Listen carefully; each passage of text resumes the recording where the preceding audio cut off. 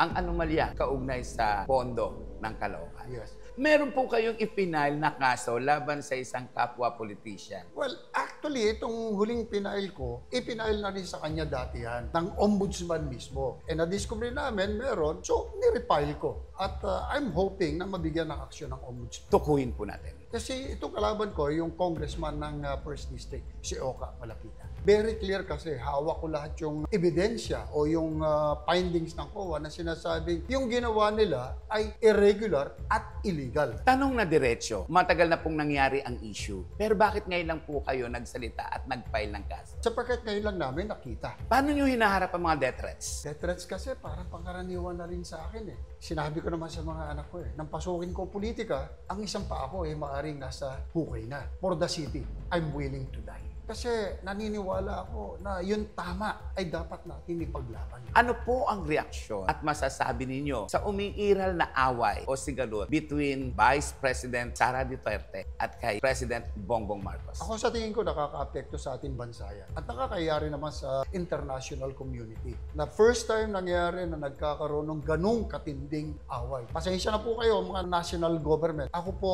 nakikita ko napakalawak ng kaso ng korupsyon mula sa itaas hanggang sa ibaba. Pasensya na po kayo. Yun ay opinion ko po at yun ang obserbasyon. Kung kaya mong mabuhay sa tundo, kaya mo ring mabuhay saan man sa mundo. Morley Alinio. Ito ang Tundo. Magandang umaga, hapon, gabi, madaling araw. Kung anong oras man dumarating sa inyo ang vlog na ito. Please welcome ang dating mayor ng Caloocan, Mayor Ray Malonzo. Magandang araw sa iyo, Morley. Magandang araw po sa lahat ng mga followers ni Morley. Sana lagi niyo suportahan to para lumawak pa. Mayor, kumusta na po kayo? Eto, no? Alam mo ako, Morley, actually gusto ko na sana retired na ako sa politics, sa trabaho. I just want to spend itong last part na lang ng buhay natin, pagtanda natin. Kung maaari, sa Diyos na tayo at sa pamilya. Hanggat maaari, ayoko na muna sa politika. Pero nasubo ako rito dahil, alam mo, Morley, ngayon ko nalaman na talaga pala ay dahil dating datay ng Caloocan, meron pa rin ako natitirang social, political, and moral responsibilities sa mga taga-Caloocan. Hindi ko pwedeng basta talikuran. Hindi basta pwedeng talikuran at hindi niya rin pwedeng talikuran ang kanyang nakaraan. Ano nga ba ang kwento ng isang batang anak mahirap na nagsumikap mula sa paaralan ng Grace Park Elementary School? Naging salutatorian ng Sergio Esmeña High School. Ano nga ba ang kwento sa isang dating artista na naging busy sa politika? Sir, kwentuhan niyo nga po kami. Sino po ang inyong ama, ina? Paano po tumakbo ang inyong pagiging bata? Ang tatay ko po ay si Atilano Malonzo. Na rin po siya. Nanay ko po si Juliana Oliver. Ang tatay ko isang simpleng ahente lang ng insurance. Nanay ko naman, nagkakarinderya lang kami. Nagtutulong-tulong kami sa pagtitinda para makaraos yung aming pang-araw-araw. Then ako ay siyempre medyo nabigyan tayo ng katalinuhan, naging salutatorian, napasok tayo sa pamantasan ng lungsod ng Maynila. Then doon naman ako na-discover ng pag-aartista. Sa PLM, Pamantasan ng Lungsod ng Maynila, kayo po ay kumuha ng kursong Police Science. Dahil gusto ko maging lawyer Then suddenly, nagkaroon ng martial law. Nag-adjust ako, kumuha ako ng engineering, Adamson. Pero naging busy na ako sa pag-aartista noon, so natigil muna ako. Then sa bandang huli, ako'y nag-aral sa PUP at nakatapos ng public administration. natigil sa pag-aartista. Tanong natin, paano nga po ba kayo nakapasok sa pagiging artista? Si Ramon Zamora, nung kasikatan niya, nakita ko siya sa isang television show at nasabi niya sa akin, "Oh, pare, kamukha mo si Bruce Lee." Sabi ko, mas kamukha ako. Hindi ko rin kilala si Bruce Lee noon. Tapos, pinagkarate niya ako. Nagkataon pareho kami ng style ni Bruce Lee. Pero nung panahon na yun, hindi ko siya kilala kasi busy ako sa pag-aaral. Bata pa kasi ako, nag-aaral na ako ng martial arts. Kaya, kinuha ako ni Ramon Zamora, pinakilala ako sa producer niya, at yung producer naman niya, binild up ako. Ano po ang unang pelikulang nagawa ninyo? Raging Fist. Yung ako ang bida. Pero ang unang-una talaga, nag-extra lang ako sa pelikula ni Ramon Zamora, yung Kardong Tapak. Kapatid niya ako ron. Doon nakita ng producer-director na marunong pala ako sa martial arts. At kinausap ako para maging bida niya na sa mga dati. At nagkasunod-sunod po ang mga pelikula ninyo. Yes. Natatandaan niyo po ba kung ano-ano mga ito? Well, marami yun. Nandun yung mga Shanghai Joe, Huling Lalaki sa Baluarte. At eventually, nagtayo din ako ng sarili kong production. At ako rin ang naging director at producer. Gumawa po ba kayo ng mga pelikulang international? Yes, marami akong mga American movies na ginawa nung araw sa ilalim ni Sergio Santiago. Ano-ano po ito? Meron tayo dong Hunt for Eagle One, Balikatan. Yung Balikatan, merong international version yon. Pero may local din. At iba pa, medyo nakalimutan ko na ibang mga title. Pero siguro mga 10 din yung nagawa kong American movies. Naging tahimik, walang intriga, ang buhay ng isang Ray Malonzo sa showbiz. Ito po ba ay dahil iniwasan ninyo? Ayaw nyo nang pag-usapan yung mga private Tama life ka nyo? dyan, Morley. Hanggat maaari ako, separate yung mga private life ko doon sa public life ko. Kahit naman dito sa pagiging public servant. Hanggat maaari, hiwalay ko yung pamilya ko dito sa paglilingkod ko. Ano po ang dahilan? Kung dito sa pelikula, ako hanggat maaari ayoko sanang sumunod sa yapa ko sa pag-aartista mga anak ko. Gusto ko kasi makatapos sila ng pag-aaral. Sila'y maitatag nila sarili nila sa pamamagitan ng edukasyon. Dito naman sa politika, ayoko kasing maging halimbawa ng mga political dynasty na isang pamilya lang kami na maglilingkod dito sa gobyerno. Hanggat maaari, isa-isa lang. Nagkataon lang dito na wala nang ibang kandidato, kaya sabay kami nung anak ko na kumakandida. Isang bukas na aklat ang buhay ng isang Ray Malonzo in showbiz. Nagkaroon siya ng unang asawa, babaeng minahal. At ito po ay si... Veronica, Ay, 4 po ang inyong naging... Lima. Kumusta naman po ang inyong naging... okay naman, yung mga anak ko naman, nasa akin naman lahat yung mga anak ko. Pero syempre, ayoko na nga sanang pag-usapan pa yung mga gano'n. Dahil yun yung mga malulungkot na bahagi. Pag naghihiwalay kasi isang pamilya, medyo malungkot yun. Either sa kanya o sa akin. So ayoko na makasakit pa ng dagdag. Bilang isang lalaki na nasira ang isang pamilya, gaano kasakit at gaano kalungkot? Siyempre, ang mag-asawa, hanggat maaari huwag maghiwalay. Pero dumarating siguro sa point na kung hindi naman na kayo nagkakasundo at doon yung nakita na talagang yung pagiging compatible nyo ay humina na, mas mabuti na rin siguro maghiwalay. Sabi nga po, kapag ang isang halaman ay nalalanta, may bagong sumisibol na bulaklak. At dito, napatunayan ang katotohanan dahil muli kayong nagmahal. Yeah, ako'y nagpakasal kay Gwendolyn o Gigi M. Nase. Actually, matagal na yung naging relasyon namin ni Gigi M. Nase. Halos 50 years na mula nung makilala ko si Gigi. Naging maganda naman ang aming relasyon. Kung babalikan ang nakaraan, isang pakiusap ang sinabi ng ating kaharap, no video during the wedding day. Ano po ang dahilan? Kasi nga private Ayoko kasi may masasaktan. Siyempre kung magpakasal ako sa ibang babae, yung unang nakasama ko sa buhay, masakit para sa kanya. Ayoko na makasakit pa. Ayaw makasakit at ito ang dahilan kung bakit sobrang minahal niya ang kanyang anak. Ilan po ba ang naging anak po ninyo? 5. 5 po lahat pati kay... Hindi, bali 7. Pati Bali 7 po lahat. 2 kasi kay Gigi. Paano ba ang pamamalakad at paraan ng isang Ray Malonzo sa pagmamahal niya at pagsusuweto sa kanyang mga anak? Basta ang importante naman, halimbawa yung mga bababae dyan, maraming karelasyon, akin lang namang advice sa inyo, huwag niyong pabayaan yung mga anak niyo. Kasi hindi naman kasalanan ng mga anak ninyo, naman na naging relasyon ninyo mag-asawa. Nag-away kayo, importante mabigyan mo ng edukasyon at tamang kinabukasan yung mga bata. Ilang dekada na rin ang isang Ray Malonzo, hindi lamang sa pelikula, kung hindi sa politika. Sir, may kulang pa po ba para sa isang Ray Malonzo bilang artista muna? Well, sa pag-artista, I think narating ko na rin naman yung peak ko. Naging artista, director, scriptwriter, producer, at kung ano-ano pa. Sasabi ko na nagampanan ko na yung papel ko sa pagiging artista. So, nung napasok na ako sa politika, unti-unti ko nang binitawan yung pag-artista at merong bagong hamon ng panahon sa akin, ang pagiging public servant. Ang pagiging public servant, kailan, saan, at paano pumasok sa katauhan ng isang Ray Malonzo ang pagsiservisyo sa mga tao? Noong 1988, yung aking personal lawyer ay campaign manager ng isang politiko dito sa Caloocan. So pinakiusapan niya ako na tumakbong konsyal. Sabi ko, attorney, hindi ako bagay sa politika. Ayoko maraming kaaway. Pero siguro nakatadhana sa akin yon. Sinama ako sa line-up ng mga konsyal. At fortunately, ako lang ang nanalo doon sa kampo namin. Nung napasok naman ako sa larangan ng paglilingkod, pinag-aralan ko na mabuti. Sabi ko, ganito pala. So, I have to study more. Dahil konsyal ako, ano ba papel ko? At hindi ko niisip nung una na tataas pa ako. Then, morely ito. Yan nasa record na sangguniang paglungsod. Nung ako'y naging konsyal, tumayo ako. Sabi ko, Mr. President, please put this on record. I will be the next mayor of Caloocan. At nangyari, pero hindi ganun kadali. Nagsimula uli siya sa panibagong pakikipagsapalaran. Naging vice mayor muna siya bago siya kinilala, bagong mayor ng Caloocan. Ano po ang kwento nun? Dapat tatakbo na akong mayor after nung konsyal ako. Pero nung maraming tumakbo, sabi ko, sayang lang itong panahon ko. Nag-vice mayor muna ako at nag-landslide ako. Nanalo. Although yung mayor na nanalo ay hindi ko kakampi. Kaya nung 1995 naman, after nung isang term ko na vice mayor, kung hirap talaga ng politika. Tumakbo ako sa pagka-mayor, hindi dahil sa talagang gustong-gusto ko na maging mayor. Sabi ko, pag matalo ako rito, graceful exit ko na to. Dahil mabigat yung kalaban ko, buong pamilya ng asistyo kalaban ko. But then, naramdaman ko, destined ko.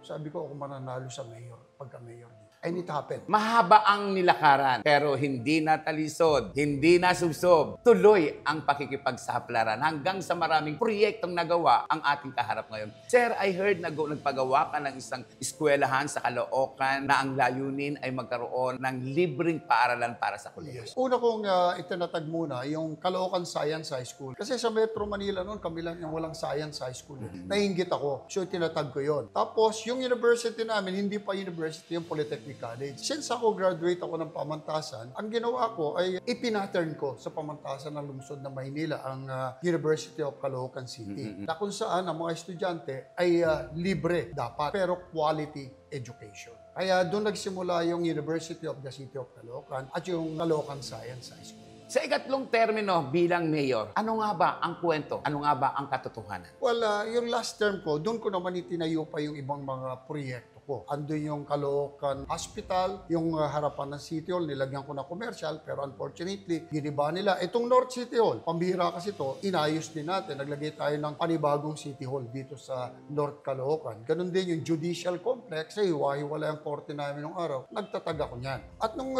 huling termino ko, supposed to be magpapahinga na ako. But kailangan kong merong patakbuhing mayor dahil kami nasa isang malaking partido. Wala na ako na kandidatong mapapatakbo dahil lahat ng mga kakampi ko nagkanya-kanya na nang tatakbuhan. Napilitan akong patakbuhin si Gigi kahit na labag sa loob namin. Ano po ang naging resulta? Well, siyempre, dahil hindi naman preparado si Gigi doon. At in fact, nung tumatakbo siya, hindi naman niya talagang intention pa na maging mayor. Nagkataon lang na wala kaming kandidato, kaya siya natatakbo. Habang walang ginagawa sa politika o habang hindi pa masyadong abala sa politika, ay nahimok muling umarte ang isang Ray Malonzo. Yes, nagkaroon ulit tayo ng television show. Ikaw, Ko Martin, nasama tayo dun sa probinsya. At nagpapasalamat po ako kahit pa paano nakilala ulit tayo ng mga tao. Meron po siyang Batang Quiapo. Kayo po ba ay inimbita? Kayo po ba ay mapapanood namin? Hindi ko na inambisyon na masama ron kasi nga nasubo na uli ako dito sa politika. Mapipigil o matitigil lang yung role ko doon pagka nagsimula na itong candidacy ko. Ang anumang bagay na nakasanayan, laging hinahanap-hanap. At ito ay ang politika, ang makita ng kanyang mga fans at manunood ang isang Ray Malonzo. Wala na po ba kayong balak bumalik in showbiz, gumawa ng pelikula uli? Actually, pagkatapos nito, should I win this election, gusto kong gumawa ng pelikula na parang yung mga ginagawa ni Sylvester Stallone na kahit matanda na siya, nakagawa pa. Or katulad ng ginagawa ni Jackie Chan, na kahit siya na yung teacher, Jackie Chan pa rin siya. Gusto ko ibalik si Ray Malonzo na magkakaroon naman ng mga estudyante. Alam mo kung sino mga gusto kong mapasikat pagdating na araw? Yung mga athletes natin na nananalo sa mga Olympic. Gusto kong pasikatin itong mga bata. Gustong pasikatin. Sa simula ng kanyang pagsikat ay maraming pinagdaanan ang isang Ray Malonzo. Sir, ano yung kwento ng buhay mo na kung minsan bumibida ka na nga sa pelikula pero may mga kapwa-artista na nangdededma? Siyempre, ang showbiz kasi ay masyadong malawak na kompetisyon dyan. Medyo, masakit man sabihin, medyo may pagka-crab mentality rin sa showbiz. Siguro sa kahit anong negosyo hilahan ng hilahan pababa yan. Parang dito rin sa politika. Pag nandun ka na sa taas, gusto ka na hilahin pababa. Hinila ka po ba pababa sa showbiz? Hindi naman ako natakot din sa hindi ako hinila. Kaya nga ako umalis sa pelikula, nandun pa rin ako. At pumasok na lang ako dito sa paglilingkod dahil panibagong bahagi ng buhay ko na itong politika. Sa buhay artista po ba ninyo, kayo po ba ay nakatanggap ng acting award, pinarangalan, o rekognasyon? Hindi naman, pero nasama rin tayo sa mga nominasyon nung yung Balikatan, kasama ako rin. Yung Huling Lalaki ng Baluarte, nung ginawa ko, nakasama ako dun sa mga nomination. So happen na mas magagaling siyempre yung artist na Christopher De Leon sa amin. Hindi naman po. Saludo sa mga yan. Ako'y bilib ako talaga sa mga artista natin. Kung babalikan ang nakaraan, ang buhay ng isang Ray Malonzo sa pelikula, saang part part ng pagiging artista mo ang gusto mong balikan o silipin muli? Gusto ko magkaroon ng mga drama. Katulad nung Shanghai Joe. Iyan ay pambihira yung papel ko ron. Medyo may pagka-Chinese, iba yung makeup ko, blonde yung buhok ko, pero napakahirap gawing pelikula. And likewise, yung Huling Lalaki ng Baluarte, gusto ko rin igawa na sequel yun. Yung mga pelikulang parang bitin pa yung acting ko. Kung sa politika may intriga, mas malala pa sa politika ang Showbizlandia. Yeah. Dahil sa Showbizlandia, hindi nakakawala ang isang tao sa intriga pa ulit-ulit. Sir, question ko lang, ano ang ginawa po ninyo? Bakit niyo po naiwasan yung mga matatalim na question, matatalim na intriga in showbiz? Kasi ako hanggat maaari, ayokong mabuhay ako sa showbiz na dahil lang sa mga intriga.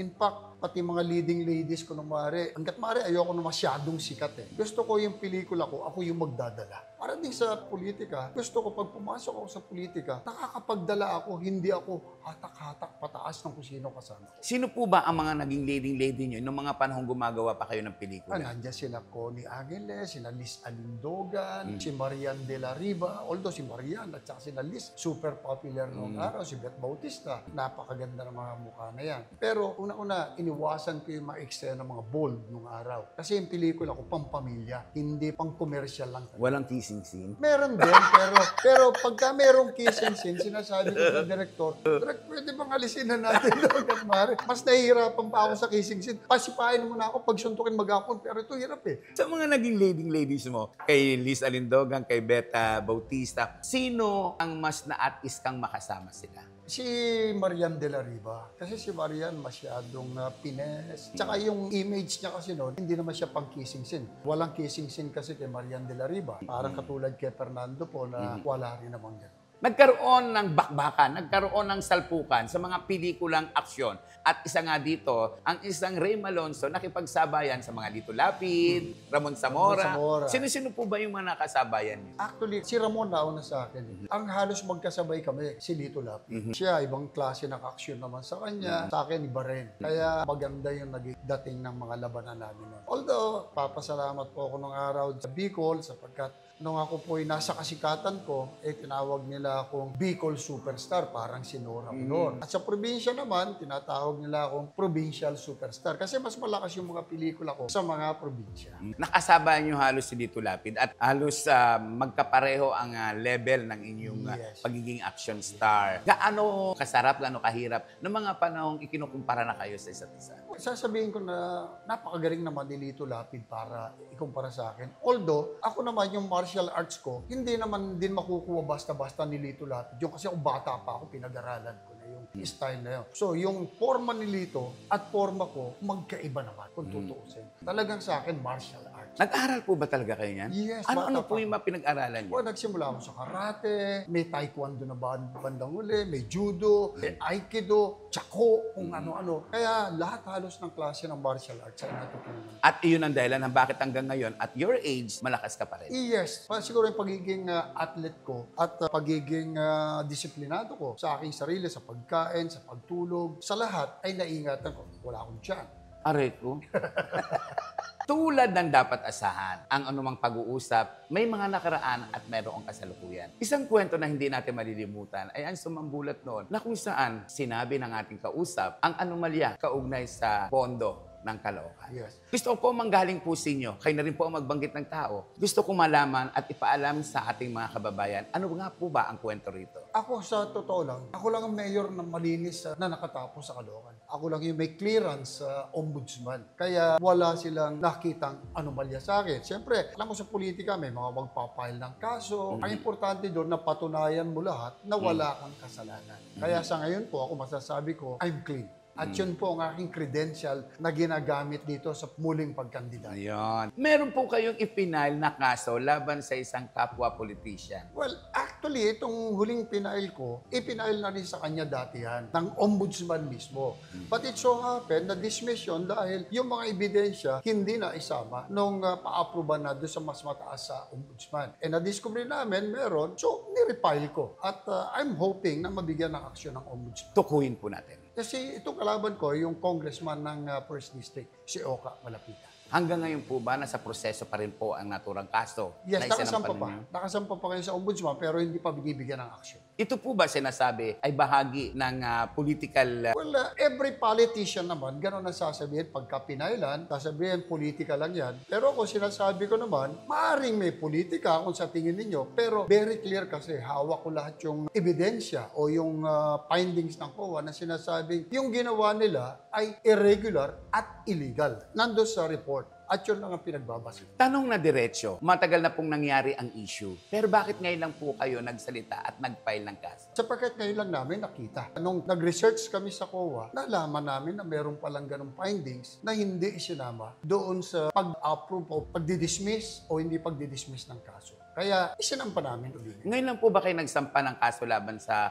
kapwa politiko? Ako kasi hanggat maaari ayoko sampahan ng kaso yung mga politiko dahil laging sasabihin lang na siyempre nung sinampahan, ay politika lang yan. Politics is just around the corner. Apo. Kaya yan ang sinabi nila. Pero ang importante dito, i-prove nila na hindi totoo. Katulad na sa akin, nung sinampahan ako, na-prove ko lahat na hindi totoo yung isinampa sa akin. Balikan natin na nakaraan. Ano-ano nga ba ang isinampang kaso kay laban kay Ray Malonzo na dumurog sa pagkatao pero napatunayang hindi totoo? Marami yun. Siyempre, yung nung araw, meron kami mga pondo na ginamit din namin sa tao. Pero yung proseso, sabi nila, mali. Ang nagsampa sa akin mismo, Malacanang. Sinuspindi ako ng Malacanang. Pinakulong ako ng Malacanang. Nirecall ako ng Malacanang during the time of era. Pero lahat yun, nalampasan ko. At ang taong bayan, tinatapos ako ng 9 na taon. Nakulong po ba kayo? Nagpakulong ako. Ako lang kauna-unahang nagpakulong sa Sandigan Bayan. Just to dramatize na wala akong kasalanan. Ilang araw, ilang linggo? Parang mga 2 araw o 3 araw lang. Una sa Sandigan Bayan, tapos dahil hindi kami nag-bail. Talaga ayoko mag-bail. Gusto ko iparamdam sa taong bayan,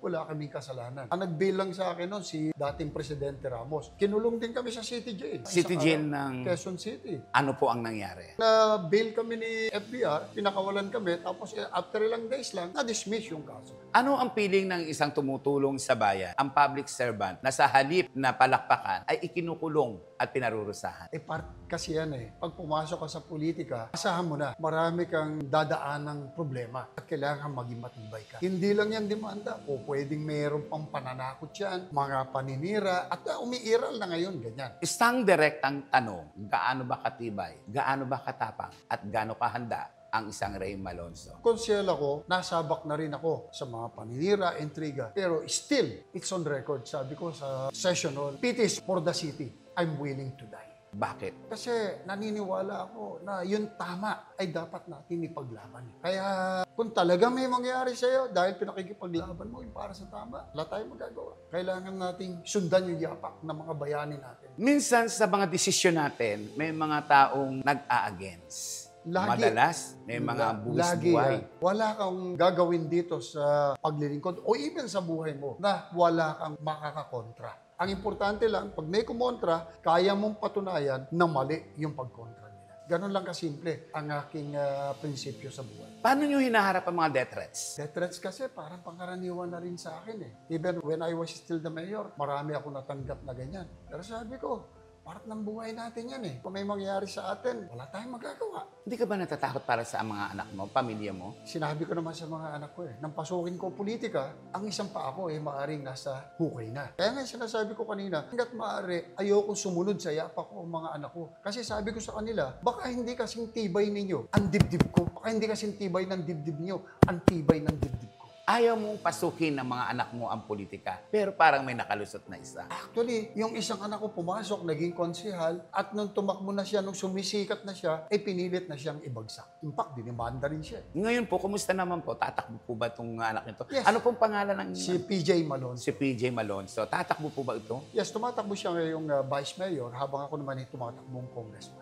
Bilang isang tatay, ano ang binibigay niyong payo sa inyong anak? Ang sinasabi ko lang sa anak ko, maging totoo ka. And when you speak, speak with wisdom. Dapat ang mga tao, pag nagsalita ka, meron kang maiiwanan sa mga tao na matututunan sila. Direkta, gaano ka ba katotoo? I'm true. Ako'y walang tinatagong kasinungalingan. Kung may naninira sa akin, alam mo ba, merong pinalalabas silang mga paninira ngayon na ako raw ay na-rehabilitate sa isang underground ng ospital sa Makati dahil daw sa pagsusugal. It never happened. Sabi ko, kung merong ganyang intriga, mauuna yung mga taga-showbiz dyan. Kalat na sana sa showbiz yung bagay na yan. Linawin natin ang isang issue na nagpumuputok ngayon na siyang dahilan din kung bakit tayo narito. Totoo nga ba na ang isang Mayor Rey Malonzo ay lulong sa sugal? Totoo nga ba nung kanyang kapanahunan ay nagsusugal na rin siya? Paglilinaw po. Never, never. Kung ako'y nagsusugal nung araw, punta lang kami mo sa Amerika, punta ng Las Vegas, konti lang, mga $1,000 lang. Mapunta ng Macau, ganun lang din. Kasi hindi ka naman makakapagdala ng maraming pera sa abroad. Kaya hindi ka pwede magpakalulong sa mga ganun.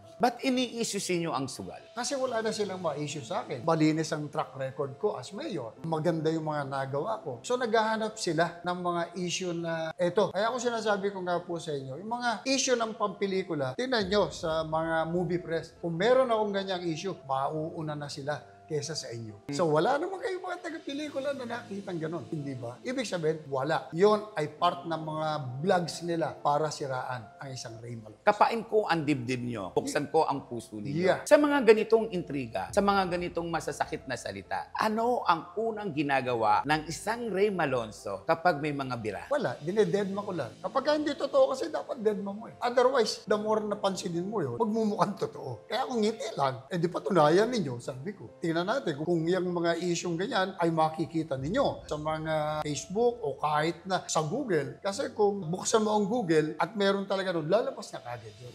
Yan ang prueba natin. Curious lang po ako, bakit hindi po mayor ang muling itinakbo po ninyo at bakit congressman po? Ako nga sabi ko nga in support na lang kay dating Senador Trillanes ito at nakita ko marami tayong dapat gawin na batas na makakatulong sa Caloocan at sa buong Pilipinas. Marami kayong nakikitang batas. Bakit hindi po ginawa nung mga panahon ninyong kayo ay mayor? Hindi kasi ako congressman eh. Kailangan manggaling doon sa congressman. In fact, yung boundary ng Caloocan, ipinropose ko na yan ng araw dito kasi alam nyo, putol ang Caloocan eh. Gusto ko muling mapagduktong ang Caloocan. Ang Quezon City kasi ay galing lang sa Caloocan. Nakuwanan kami ng mga areas at naputol ang Caloocan. Isang matalinong tao, isang batang mahirap, nagsumikap, naging salutatorian, nagkapag-aral ng maayos sa pamantasan. Tanong, ano po ang reaksyon at masasabi ninyo sa umiiral na away o sigalot between Vice President Sara Duterte at kay President Bongbong Marcos? Ako sa tingin ko nakaka-apekto sa ating bansa yan. At nakakayari naman sa international community. Na first time nangyari na nagkakaroon ng ganong katinding away. Normal lang naman yan nag-aaway yung mga politiko. Pero ako, I will suggest na magmelo sana yung dalawang kampo. At kung talagang merong mga legal issues, maglaban na lang sila sa korte. Yun lang po ang aking pakita. Personal messages. Unahin ko, mensahe para kay Sara. Well, Madam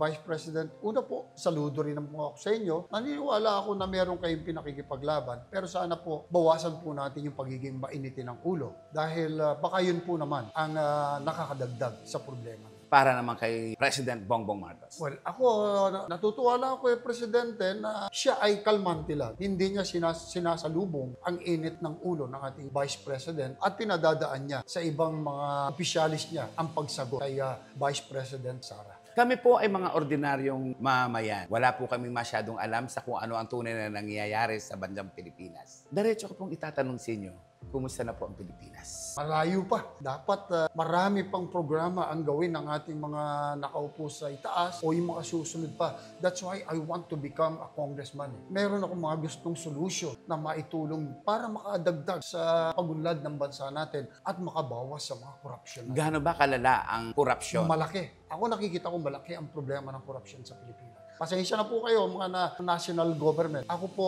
nakikita ko napakalawak ng kaso ng korupsyon mula sa itaas hanggang sa ibaba. Pasensya na po kayo. Yun ay opinion ko po at yun ang obserbasyon ko. At ngayong darating ang eleksyon, lalala at lalabas at babaha ang pera. Yes. Actually, ang kalaban namin dito sa eleksyon, hindi naman yung mga kandidato kundi ang pera na umiikot dito sa halal. Nadulungkot ba kayo? Ano ang pwedeng gawin ng isang Rey Malonzo? Ano ang pwedeng gawin ng isang malinis na politician? Ako kasi umaasa lang ako sa integrity ng ating COMELEC. Na hanggat maaari ay magkaroon tayo ng isang malinis na halalan. Kasi ako, I can say, ako siguro ang pinaka-legitimate na nanalo dito. When I won the election for mayor in 1995, wala akong ginastos. I got only 50,000 pesos in my pocket during that time. Pero kalaban ko, isang dinastiya, isang pamilya, sila incumbent, and yet ang tao ay they rallied para maging mayor. Wala po akong binayaran, walang ayuda, walang bigas, walang kung ano.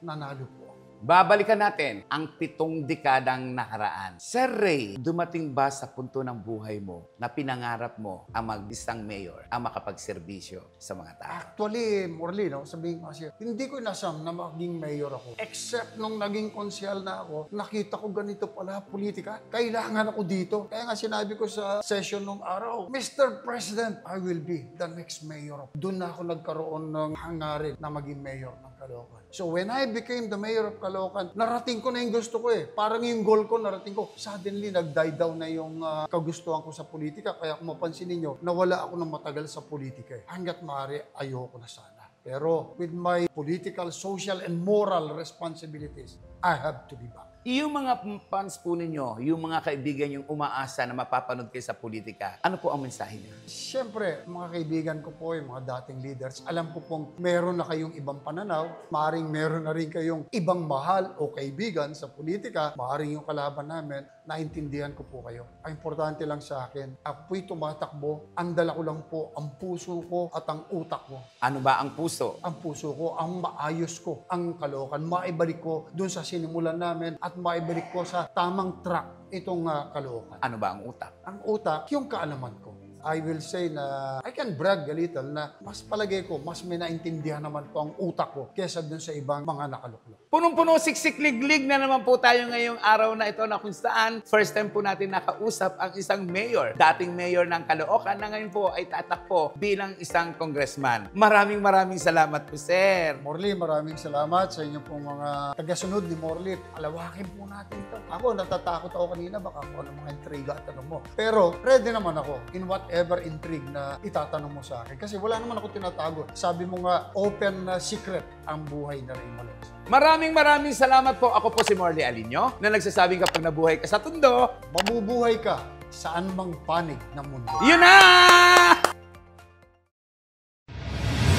Kung kaya mong mabuhay sa Tondo, kaya mo ring mabuhay saan man sa mundo.